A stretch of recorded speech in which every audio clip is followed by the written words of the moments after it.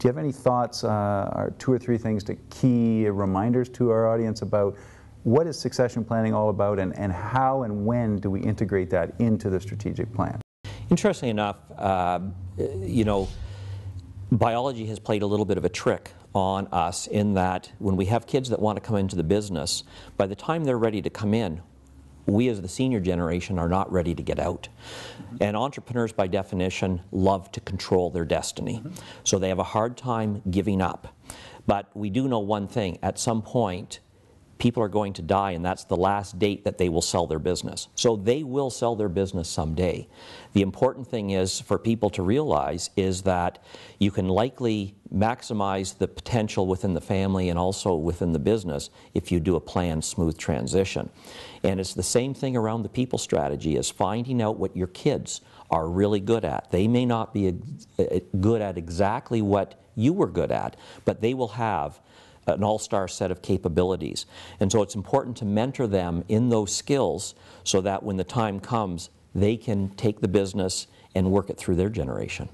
Now, entrepreneurs wanting control, as you say, means that they may not plan for everything. Do you ever separate the entrepreneurial founder from the next generation and give direct advice to the next generation of how to handle the seniors, or do you always have them both in the room in terms of your strategic planning? They don't have to be in the same room at the same time. Sometimes they are, sometimes they aren't, and that can vary. But the key thing is communication.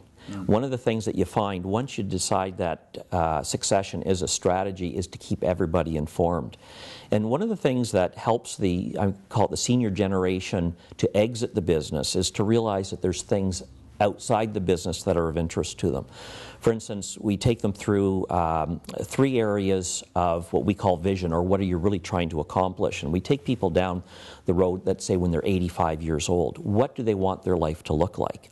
Do they want to still be sitting at their desk working? Or do they want to be involved in the community? Or do they want to know their grandchildren? Once they identify some of those things, then all of a sudden they can set strategies in place. For instance, if you want to know your grandchildren, you're not going to start when you're 84. You're going to start when the kids are young. So that's going to take some time. So once people spend some time realizing that there is a world outside of working, the transition could become much easier, actually. And then you set your strategies around that vision of what you want your life to look like.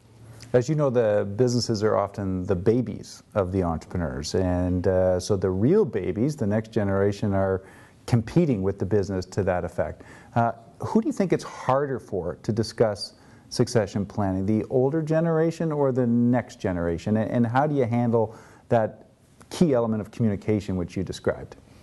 It's interesting because we always think that the senior generation holds all the cards, and the junior generation is just going to be told what to do.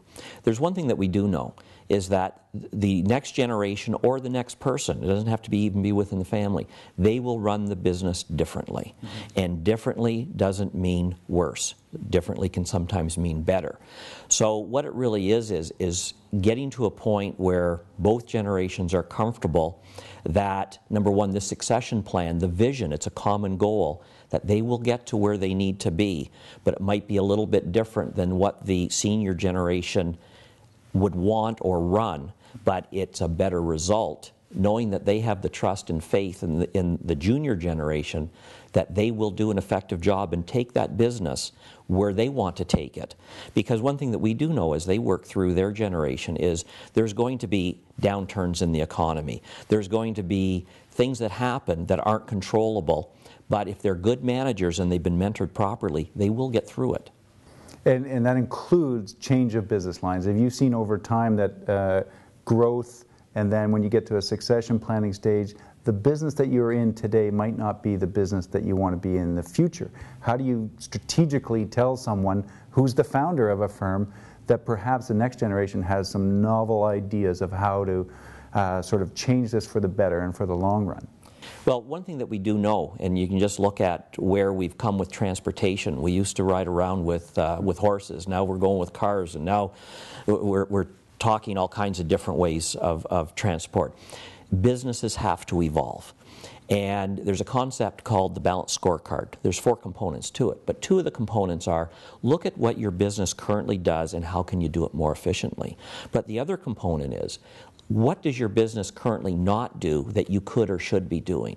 And if you always draw yourself back into that important but not urgent, you'll be able to look at what you do, and we can do it more efficiently through people or technology. But more importantly, for business evolution and sustainability, you have to look at what we currently don't do that we could or should be doing. So you look at other areas, not necessarily within your core business, but it might be closely related where there could be some high growth, high margin opportunities. Could you tell me, the founder entrepreneurs often deflect questions from the next generation saying, haven't I always taken care of you? When what we know is they really want to be taken into consideration. If you're talking with a next generation group right now, what kind of responsibility is on them to sort of take leadership and ownership of how that transition is going to work, instead of we always pile on the founders for not being good at it? But what advice do you give to the next generation if you take ownership of that? It's an interesting question also, because what happens is the second generation is quite often just riding coattails because they have such a dominant senior generation, and we don't let them let's call it mature in a business sense.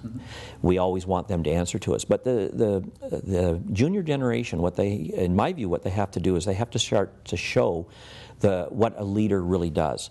A leader's first job is to develop vision, and vision is a overly used word today in business. But what it is what are we really trying to accomplish? And if they can have that conversation with whoever is sitting at the table, what are we really trying to accomplish? And in a family business, it's not just about the business, it's about the family, it's about community, and it's on the personal side. Once they can start with what are we trying to accomplish, then you can develop the strategy of how we get there. So I think there is an onus on that junior generation to start to take on that leadership role and have that leadership discussion around that.